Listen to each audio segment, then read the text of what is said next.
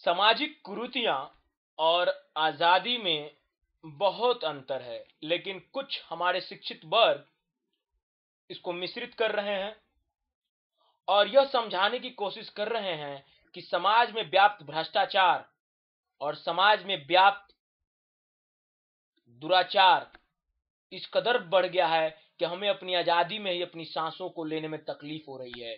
हमारी सांसें घुटित हो रही हैं और उन्हें यह कल्पना हो रही है कि ब्रिटिश शासन और अंग्रेजों का राज हमारे इस आजादी से बहुत अच्छा था। मुझे दुख है इस बात का कि उनके ये वाक्य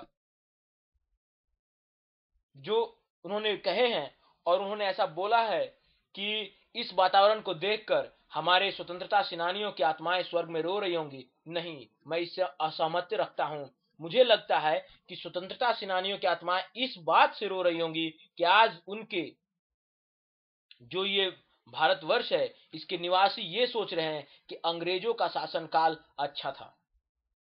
मेरे ख्याल से महाराणा प्रताप की स्टोरी सही बैठती है कि अपनी घास की रोटी जो कि हम अपने हाथों से बनाए वो ज्यादा अच्छी है बनिस्पत घी की तराशी हुई रोटी जो हमारे सामने फेंक दी जाए। ये सोचना चाहिए दोस्तों कि हम जो भी खाएं, हम जैसे भी रहते हैं आंखें मिलाकर चलते हैं, लेकिन उस समय आंखें झुका के भारतीयों को रहना पड़ता था। लोगों को चाहिए कि वो बातचीत करें जिन्होंने वो पुराना समय देखा था अंग्रेजों का। और जहां तक मुझे मालूम है, मैंने अपने दादाजी से जो कहानी सुनी है कि स्कूल को ही ले तो अंग्रेज दिखावटी स्कूल रखते थे जिसमें पढ़ने तो दिया जाता था भारतीयों को, लेकिन आगे बढ़ने नहीं दिया जाता था। आज हम और आप जो इतने शिक्षित हैं और इतने आगे बढ़ गए हैं, यह हमारी इस आजादी की ही देन है। उस समय के स्कूल में 1 से 20 तक की गिनतियां नहीं होती थी, 1 से 20 तक के पहाड़े नहीं होते थे। 1 से 20 के बीच में बहुत सारे पहाड़े होते थे जिसे रटते रटते भारतीय उसी स्कूल में जवान भी होते थे और उसी स्कूल में बूढ़े भी हो जाते थे। 1 का पहरा होता था, सवा का पहरा होता था, 1.5 का पहरा होता था, फिर 2 का पहरा आता था। उसके बीच में इतने गैप होते थे। फिर 2 के बाद सवा 2 का पहरा, फिर 2.5 का पहरा, फिर 2.75 का पहरा, फिर 3 का पहरा होता था। तो इस तरह से होता था। और जो लोग आज भ्रष्ट आचरण में ये बोल रहे हैं कि कोई हमारी आवाज नहीं सुन रही है, उन्हें ये सोचना चाहिए कि गांधी जी की आवाज को सुनने में ब्रिटिशों को कितने समय लग गया था, लेकिन गांधी जी अपना हौसला नहीं हारे थे। उन्होंने उस खाली समय में पहली बार आवाज सुनी गई और दूसरी बार आवाज सुनी गई में पूरे देश का भ्रमण करते थे, जनता को जागरूक करते थे और उसे बोलते थे कि बहिष्कार करो। आज जो भी लोग इस दूषित वातावरण को दूर करने के लिए जो आंदोलन कर रहे हैं वो सिर्फ बॉलीवुड से जुड़े हैं। अनुपम खेर जी आ जाते हैं और बैठ जाते हैं और समर्थन दे देते हैं, और या तो वे सिर्फ मेट्रो सिटी और पत्रकार और जर्नलिस्ट और मीडिया से जुड़े हुए हैं जो कि पहले ही भ्रष्ट हो चुकी है। मुझे जहां तक लगता है कि सबसे ज्यादा भ्रष्टाचार जो है वो मीडिया में है। आज आप कहीं भी देख लीजिए, वो कलम नहीं, वो आवाज नहीं, वो बात नहीं जो झंझोर सके हमारी जनता को, जो जगा सके हमारी जनता को, चाहे हम जितने भी रंग और मसाले लगा के अलग अलग चैनल पे जितना भी दिखा दे। दोस्तों, गंगा की लहर में आज भी वही बात है, सिर्फ आपको उस घाट पे जाने की जरूरत है। लेकिन आप भटक रहे हैं इधर से उधर और बोल रहे हैं कि गंगा का पानी ही दूषित हो गया है। और जो लोग ये तुलना कर रहे हैं कि हम दूसरे गांधी को देख रहे हैं, हम उनको ये सोचना चाहिए कि गांधी सिर्फ एक ही थे। और अगर आप ये सोच रहे हैं कि आज वातावरण बहुत दूषित हो गया है, तो 77 को याद कीजिए जब पूरे भारत की आंखें जयप्रकाश नारायण की तरफ लग चुकी थी और वह बूढ़ा आदमी उठा और उसने भारत को एक नई हवा दी, एक नई सांस दी, एक नई उजाला दिया। आप क्यों उस कुर्बानी को भूल रहे हैं? आप इस छोटी सी लोकपाल बिल के चलते ये कहना कि हम स्वतंत्रता दिवस नहीं मनाएंगे और हाथों पे काली पट्टी बांधेंगे, ये बेवकूफी है। अगर आप आजादी के समय ब्रिटिश रूल के समय के लोगों से नहीं मिल सकते हैं, अगर वो जिंदा नहीं है, तो कम से कम 77 के लोगों से पूछिए कि कैसे उनके दिल में निराशा भर चुकी थी और लोगों ने कैसे जयप्रकाश नारायण के पांव थाम लिए थे। एक बूढ़ा आदमी उठा था वहां से, कहां गए थे वो नौजवान लोग? क्या हम ये मान ले कि फेसबुक आज हमारे खून में वो जवानी भर रही है? कि आप फेसबुक पे बस लिख डालते हैं कि हम बहिष्कार कर रहे हैं इस आजादी का? 64 साल की जो ये आजादी, हमें खुशी होनी चाहिए कि हम 64वें साल में आ गए हैं। और बंदूक और ये गोलियां खरीदना कोई गलत नहीं है। कुछ दोस्त लोग हमारे कह रहे हैं कि हम सारा पैसा रोटी पर नहीं हथियारों पे खर्च कर रहे हैं।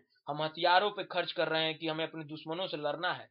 सचेत रहना हर प्राणी का अधिकार है और आपकी जीवन आपकी सचेतता पर निर्भर करती है।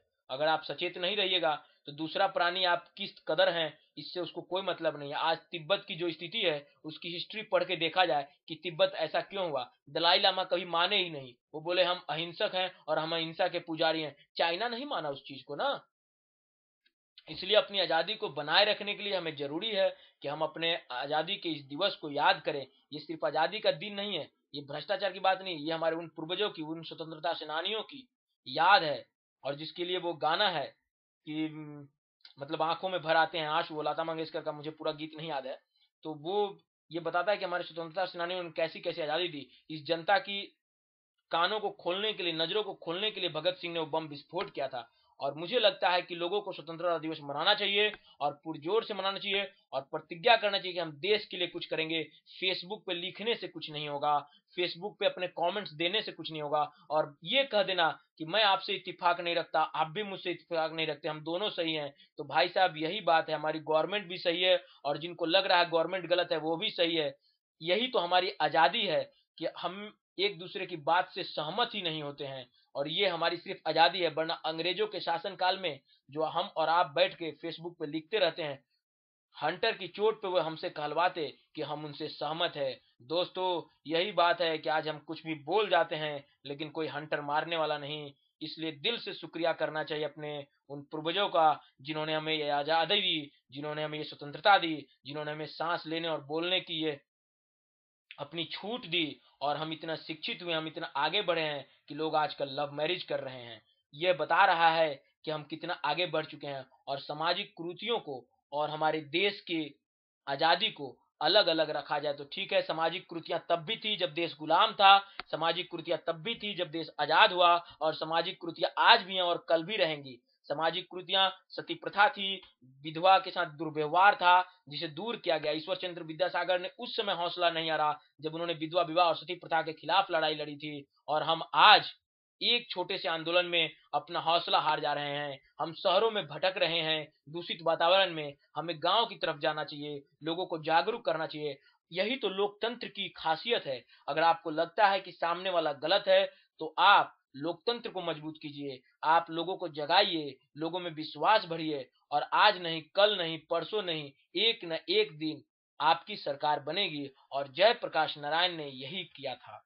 इसलिए दोस्तों उदास होने की जरूरत नहीं, इस तरह से अपनी आजादी को गलत कहने की जरूरत नहीं। ये आपकी और हमारी मंद बुद्धि का परिचय है और मैं मंद बुद्धि कहलाना उचित नहीं समझता हूँ। भारतीय बहुत ही बुद्धिमान होते हैं। हमें अपनी आजादी को बनाए रखना है, हमें अपनी आजादी का सम्मान करना है। और हम जिस तरह से हमने अपने पूर्वजों से आजादी ग्रहण की है, हमें आने वाली पीढ़ियों को ऐसी ही आजादी देनी है और एक सुदृढ़ भारत उनको देना है, ताकि वो नहीं कहें कि हमारे पूर्वजों ने गलती की थी। जय हिंद, जय भारती।